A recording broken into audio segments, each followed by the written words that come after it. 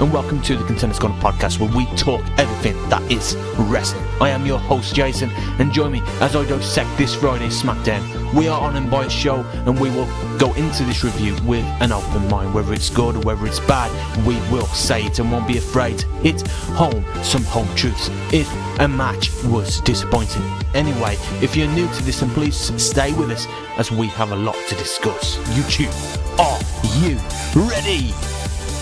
Know your role. This is a Smackdown review.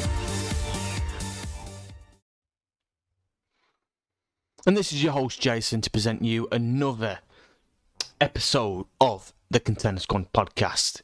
The first match of Smackdown was the Usos versus Street Profits. And I went into this expecting a fantastic matchup between Usos and Street Profits, but got a disaster piece. This was probably the worst Usos and Profits match I have ever seen. Whether it was a commercial break, interrupting timing, or a rough night, this just wasn't a strong tag match we expected on the night from the two teams. The ugly, the nonsensical, a disaster piece. The finish did not help matters anyway. After the continuous rematches with the Mysterios, I was hopeful here, but no doubt this will be a pay-per-view rematch. Here on the Contenders Corner podcast, this was a no contest, and we rated this a dud. Next, it was a promo between Bianca Belair and Becky Lynch, as Belair confronted Becky Lynch. Belair looked like an absolute star here, standing up to Lynch and letting her know exactly what she's about. She was strong, confident and smart, forcing Lynch to expose herself as a coward. Best of all, the fans brought into it. I thought this was awesome. There were clear heel tendencies coming out from Becky, and this is surely building up for something mega from both of these stars. The Contenders Corner promo rating here, I'm going to give this a 4 out of 5. And no doubt we are going to see something. Can Belair recover? Can she recover from that 27 second disaster of being buried at SummerSlam? Oh, I'm hopeful, but we'll see where this can go into the next pay-per-view. But we will see. I hope it is a good match between them both. Whether Becky Lynch retains or whether Belair wins it back, we'll see. Boogs defeats Ziggler in the next match. Boogs versus Ziggler. Many others will see this as a devalued segment, a match which does nothing for either Ziggler or Boogs. I'm going to go into this and thinking, man, Boogs can fight. Surely this benefits both the fans and WWE, and surely Boogs is being pushed here. Boogs is so much fun, and I really love those guitar entrances, the segments he does with Nakamura. The crowd surely loves them both, and will amount to either a tag team run or a match with the Usos. Here on the Contenders Corner podcast, I'm going to give this a match rating, a 3 out of 5. We then go into Seth versus Cesaro. Seth Rollins claimed to have learned from his loss to Edge at SummerSlam and wasted little time proving that accurate, delivering the execution to Cesaro entering the commercial. Moments later, he added an Edge-o-matic for 2 attempted stumps, was met with a powerbomb from the Swiss Cyborg. Though as Cesaro mounted a comeback, the King of Swing set for his fan favourite move, but Rollins countered. A second attempt was more successful as Cesaro swung him around for at least 20 times around the ring and applied the sharpshooter. Rollins fought to the ropes to break the hold, and Cesaro took off around the ring for a running uppercut, but Rollins blasted him with a steel chair for a disqualification. Cesaro won by disqualification. Another match. Edge came out to save Cesaro, and I pondered where Edge had came from. But anyway, Edge came out, saved Cesaro from being brutalised by Seth Rollins, and this sets up another Edge versus Rollins potential rematch, a more intense, a more brutalising, violent rematch. And this should be even more fun than the first.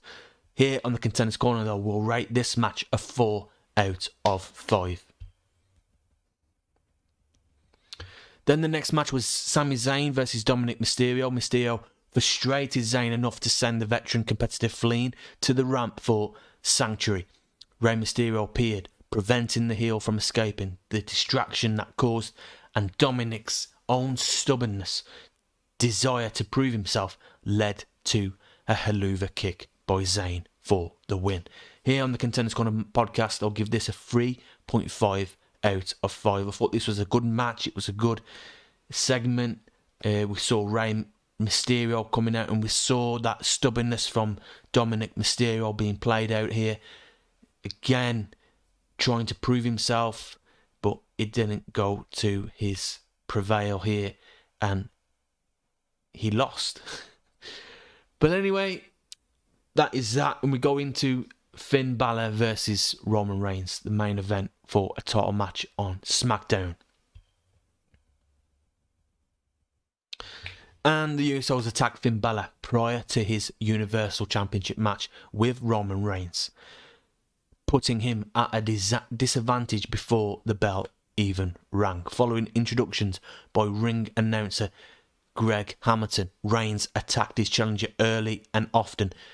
He manhandled Balor and proceeded to dominate the action throughout the commercial break. Balor rallied, delivering a flurry of forearms and a peeler kick to stun Reigns. A double stump drove the air out of the champion and allowed Balor to mount a comeback. He flew over the top rope, wiping Reigns out on the floor. Back inside, he tried for the coup de grace, but Reigns rolled out of the way and levelled him with a Superman punch for 2. Balor continued to roll, driving Reigns into the corner with a shotgun dropkick, and followed with the coup de grace, this time executing it for a near fall. During the kick out, Reigns delivered a low blow and pounded away at Finn Balor. He applied the guillotine and defeated Balor by a referee stoppage. The Contenders Corner match rating here, I thought this was an absolute fantastic match from both Roman and Finn Balor, and I'm going to give this a 4 out of 5 here on the Contenders Corner podcast.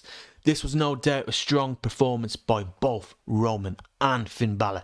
Reigns looked a lot like Finn Balor, looked a lot like Reigns' equal, with the crowd bringing him into the winning stretch. The crowd was red hot for both Roman and Balor, and Reigns surely looked like what was a heel that fans have been wanting for a long time. Balor, though, surely took Roman to the limits here, with Roman retaining. He adds another win to his year-long title reign.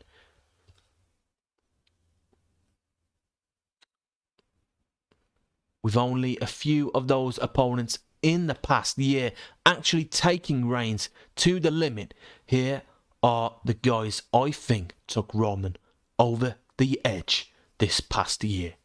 And those are as follows: Daniel Bryan, Kevin Owens, Edge, Cesaro, Finn Balor, and John Cena. Those are the guys I think that gave their all to Roman and came out the closest to winning the title.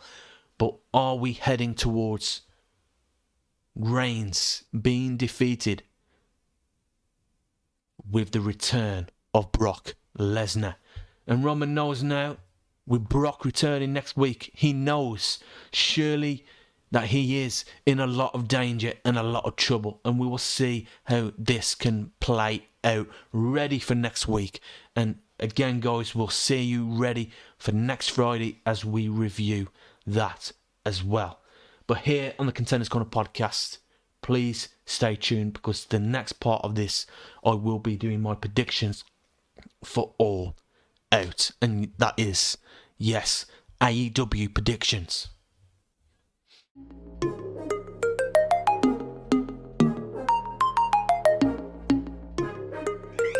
Hey Ross, sauce it up. RDIA, Matt Black with a finish. Exclusive in my city, yeah, the fans got me winning. Topping out 130, hit a pedal and a kick it. Made some short turns, but I turn it and I chipped it. So what? I might have some heavy days, but fuck love. Had a rack to wait, the stage tug. Yeah, my money hibernates, I'm vest up. I ain't got nothing to say. So what? I might have some heavy days, but fuck love. Had a rack to wait, the stage tug. Yeah, my money hibernates, I'm vest up. I ain't got nothing to say. You think I'ma let you run away with it? Nah, I ain't buy shorty, not a plane ticket, nah. Moving coast to coast, is a fame hitting, nah. Done some money fade like a faint image, nah. 1, 2, 3, your pocket up, 2, 2, 3, your size you up. Hit it on my celly. And welcome to the second part of the show for AEW's All Out pay-per-view predictions. Here on the Contenders Corner, I'm your host Jason, to lay out the predictions for All Out. In no particular order, yes, no particular order. Here we present the kickoff show, and that is Orange Cassidy, Chuck Taylor, Wheeler Yuta, and Jurassic Express taking on Matt Hardy, the Private Party, and TH2. This buy-in match will continue Orange Cassidy's ongoing feud with Matt Hardy. Obviously, they aren't finished with each other yet. We will have to see how this big 10-man tag team match ends at All Out. But I expect Orange Cassidy, Chuck Taylor, Wheeler Yuta, and Jurassic Express to pick up a victory at All Out. And then we have Jon Moxley versus Satoshi Kojima.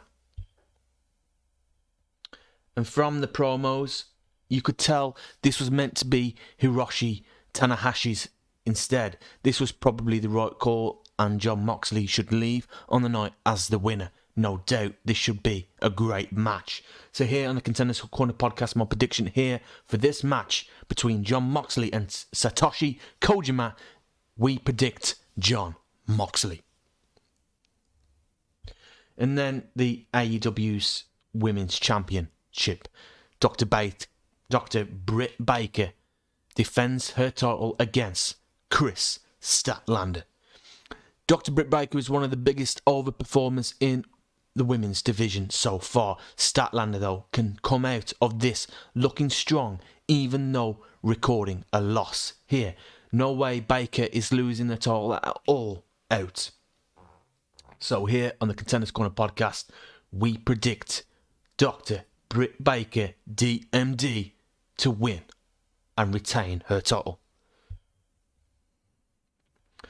Then we move over to the AEW's Championship, Kenny Omega versus Christian Cage. I still believe Hangman Page should be the guy to dethrone Kenny Omega. There's a lot of history to not pull the trigger on that moment.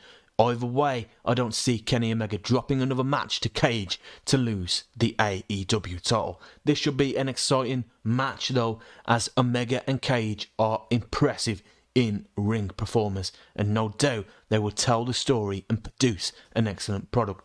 Here on the Contenders Corner podcast though, we will predict Kenny Omega to retain the AEW Championship.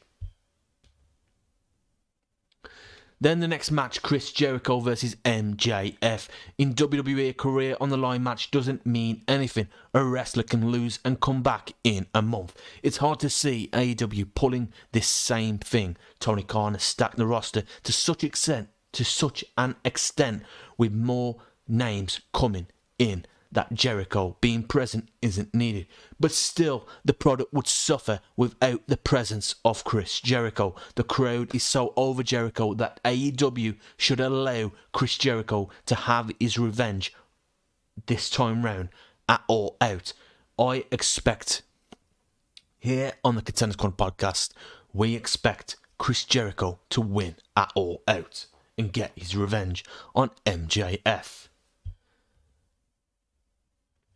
And then the most exciting match going into this pay-per-view is on everyone's head. The most anticipated of the night is CM Punk versus Darby Allin. In the first time in 7 years, CM Punk will wrestle in a squared circle again, and I am so glad that he has managed to come and get his passion back for wrestling. The crowd will go bonkers at All Out. I'm fascinated to see how Punk performs because Darby Allin is so phenomenal. The company's best move is to build up Punk as a superstar so that he rivals Roman Reigns, allowing Punk to pick up several wins while elevating younger talent at the same time until the day comes when he faces Hangman Page. And I can't wait for that one. But anyway, we expect here on the Contenders Corner podcast CM Punk to come out as the winner. With other matches, we've got Paul White versus QT Marshall. I expect this to be a quick burial. Paul White to defeat QT in quick succession. A steel cage match. AEW Tag Team Champions versus the Lucha Bros. Lucha Bros, we call to win, but this will no doubt be an exciting tag match. Then we have the Women's Casino Battle Royale. This match will be a great addition of the pay-per-view itself as AEW sets down a battle royale in what should be an entertaining women's match. I expect here Thunder Rosa to take the win. Then we have the AEW TNT Championship, Miro versus Eddie Kingston. As Eddie Kingston is an actual impressive performer on the mic, one day we will ponder if he actually gets an opportunity to work with CM Punk. I hope so, but for this match, surely Miro will win. Hopefully, I am wrong.